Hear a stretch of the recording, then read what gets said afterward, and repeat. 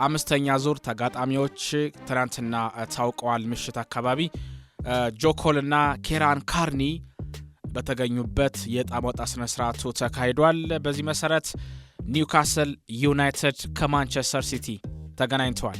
ኒውካስል በካራባኦ ካፕ፣ ኒውካስል በኤፍኤ ካፕ ከማንቸስተር ሲቲ ጋር በድጋሚ ሲገናኙ ማክስፊልድ ከአርሰናል፣ ወልቨርሃምፕተን ወንደረርስ ከሊቨርፑል፣ ሬክሳም ከቼልሲ፣ ፉልሃም ከሳውዝሃምፕተን፣ ፖርትስማውዝ እና ብሪስቶል ከሰንደርላንድ አሸናፊ ጋር እንዲሁም ደግሞ ሊድስ ዩናይትድ ከኖርዊች ሲቲ፣ ዌስትሃም ከብሬንትፎርድ እና ከማክስፊልድ አሸናፊ መደልደላቸው ታውቋል።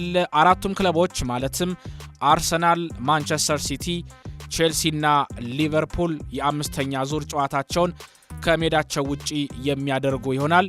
ሁሉም ጨዋታዎች ቅዳሜና እሁድ ይካሄዳሉ ተብሏል። ጨዋታዎቹ ባቻ ውጤት የሚጠናቀቁ ከሆነ ደግሞ በመለያ ምት አሸናፊው ቡድን እንደሚታወቅ ተሰምቷል። የኤፍኤ ካፕ ውድድር ከ20 ቀናት በኋላ መካሄድ እንደሚጀምሩ ለማወቅ ተችሏል። ወደ ሌሎች መረጃዎቻችን የምናልፍ ነው የሚሆነው። ዛሬ ምሽት በአውሮፓ ሻምፒዮንስ ሊግ ተጠባቂ ጨዋታዎች ይደረጋሉ። በተለይ በስታዲዮ ዳሉዝ ቤኔፊካ ከሪያል ማድሪድ የሚያደርጉት የጥሎ ማለፍ ጨዋታ ይጠበቃል። ከጨዋታው በፊት የቤኔፊካው አሰልጣኝ ጆዜ ሞሪኒዮ ዶስ ሳንቶስ ሞሪኒዮ ፌሊክስ ሐሳባቸውን አጋርተዋል። ሪያል ማድሪድ አሁንም ታላቅ ቡድን እንደሆነ እናውቃለን፣ ነገር ግን እኛም ለጨዋታው ተዘጋጅተናል።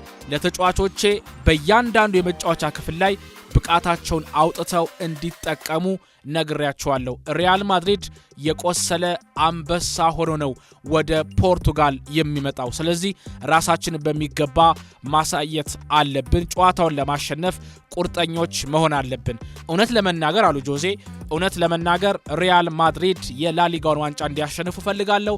ራውል አርቤሎዋም በሪያል ማድሪድ ቤት ቢቀጥል ደስተኛ ነኝ። ለዛሬ ግን ቤኔፊካ እንዲያሸንፍ የራሴን አስተዋጽኦ አደርጋለሁ ሲሉ ጆዜ ሞሪኒዮ ሐሳባቸውን አጋርተዋል። ያው ከዚህ በፊት ሪያል ማድሪድና ቤኔፊካ ተገናኝቶ እንደነበር ይታወቃል። በተለይ ቤኔፊካ ወደ ጥሎ ማለፍ እንዲገባ ቱርቢን ባለቀ ሰዓት ጎል አስቆጥሮ 3-3 ከተጠናቀቀ በኋላ ጨዋታው በድጋሚ በጥሎ ማለፉ እንደዚሁ ተገናኝተዋል።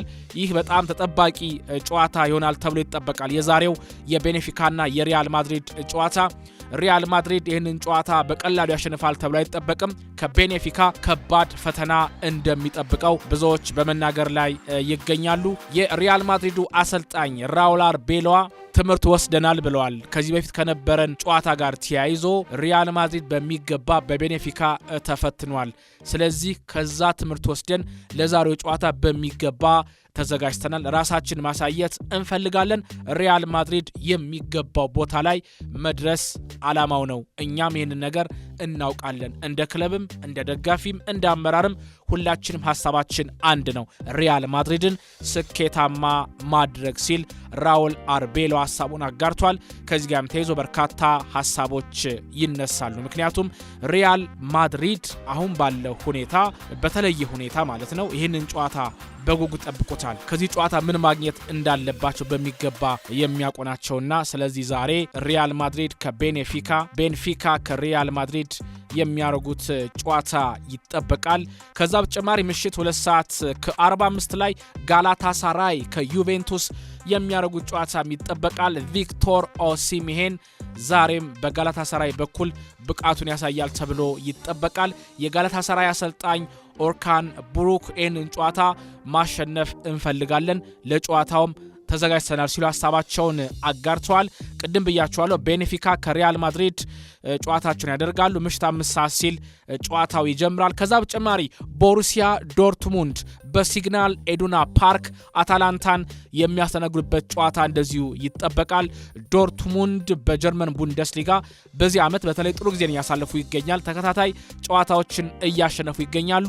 ዛሬስ በአውሮፓ ሻምፒዮንስ ሊግ ምን ያጋጠማቸውን የሚለው ጉዳይ በራሱ ይጠበቃል።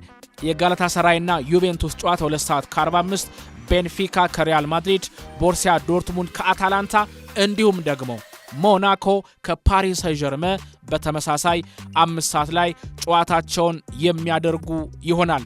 ትናንት ምሽት በስፔን ላሊጋ ተጠባቂ ጨዋታ ተካሂዶ ነበር። ሂሮና ከባርሴሎና ጋር ጨዋታቸውን አካሂደው ሂሮና በለማርና ቤልትራን ጎሎች ባርሴሎናን 2-1 በሆነ ውጤት ማሸነፍ ችለዋል። ለባርሴሎና ኩባርሲ ነው ጎሉን ያስቆጠረው። ባርሴሎና ትናንትና ሽንፈትን አስተናግዷል። በጨዋታው የነ ላሚን ያማል እንቅስቃሴ እጅግ በጣም ደካማ ነበር ማለት እንችላለን። ከዚህ ጋርም ተያይዞ በርካታ ሐሳቦች ይነሳሉ። ባርሴሎናን በተመለከተ በተለይ ሃንስ ዲተር ፍሊክ በዳኛው ላይ እጅግ በጣም ጥሩ እንዳልነበረ የዳኛውን ሁኔታ ውሳኔዎቹን በሚገባ ሲቃወሙ ተመልክተናል። ዳኛው ትክክል አልሰራም፣ ለምንድነው ቫር ጣልቃ ያልገባው በማለት ሃንስ ዲተር ፍሊክ ሐሳባቸውን አጋርቷል። በሚገርም ሁኔታ ግን ከባርሴሎና በኩል ሁዋን ጋርሲያ የጨዋታው ኮከብ በመባል ተመርጧል። ይህ ተጫዋች ከኤስፓኞል ወደ ባርሴሎና ከመጣ በኋላ ብቃቱን በሚገባ እያሳየ ይገኛል። ትናንትም የጨዋታው ኮከብ ተብሎ ተመርጧል። ሃንስ ዲተር ፍሊክ ግን በዳኛውና በቫር ዳኞች ውሳኔ ደስተኛ እንዳልነበሩ ገልጸዋል። ጨዋታውን ግን ጂሮናዎች ማሸነፍ ይገባቸዋል ሲሉ ሃንስ ዲተር ፍሊክ ተናግረዋል። ትናንትና ላሚን ያማል 24 ኳሶችን ብቻ ነው የነካው፣ እሱንም ተነጥቋል በሂሮና ተጫዋቾች ማለት ነውና ትናንት ጥሩ ፐርፎርም አላደረገም ላሚን ያማል። ለማንኛውም ባርሴሎና ሽንፈትን አስተናግደዋል። የአውሮፓ ሻምፒዮንስ ሊግ ዛሬ ጨዋታዎች ይደረጋሉ፣ እነሱ እንድትመለከቱ እንጋብዛለን። ከዛ በተጨማሪም የኤፍኤ ካፕ የጨዋታ ድልድሎችን እንደዚሁ ነገርናችሁ።